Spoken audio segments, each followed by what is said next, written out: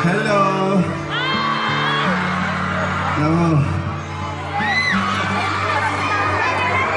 Iba mo naman na taga Cebu ko? Yeah!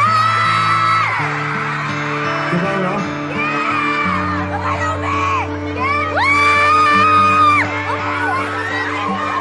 Lain dyan po Cebuano, no? Guwapo? Guwapa? Lami?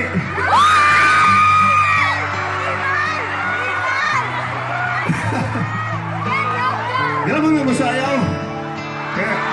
Gano'n mo masayaw? Gano'n? Tara, sayaw na. Let's go.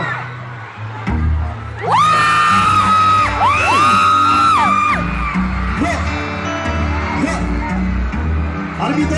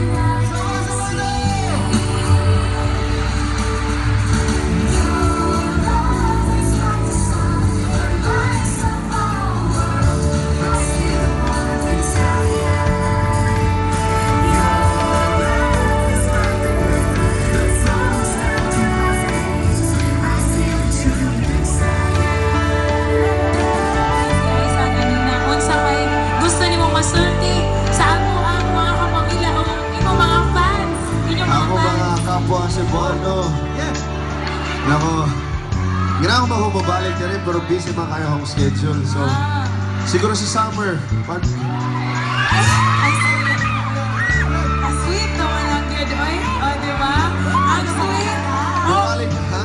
Ano ba talaga ito? Uban ako sila isa sa bakasyon din eh.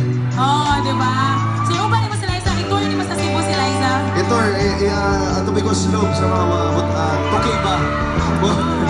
Sige, Mission Rina. ko sa tuki. Liza, ano bang reaction nyo na kahit tapos na yung Dolce Amor, tingnan nyo naman yung mga Cebuano? Thank you so much ha. Kasi ramdam na ramdam pa rin namin na miss nyo si Serena at si Kenten.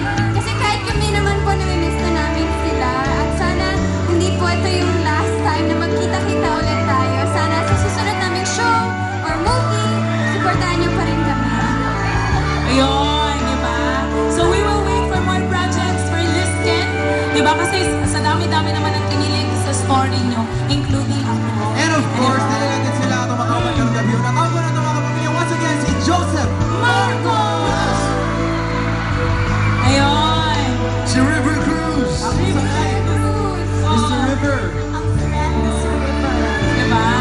Ito na.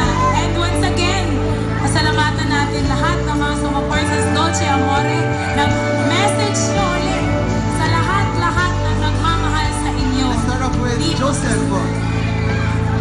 Ay. Liza! Ina! Dagang salamat sa inyong tanan. Dagang salamat sa inyong tanan.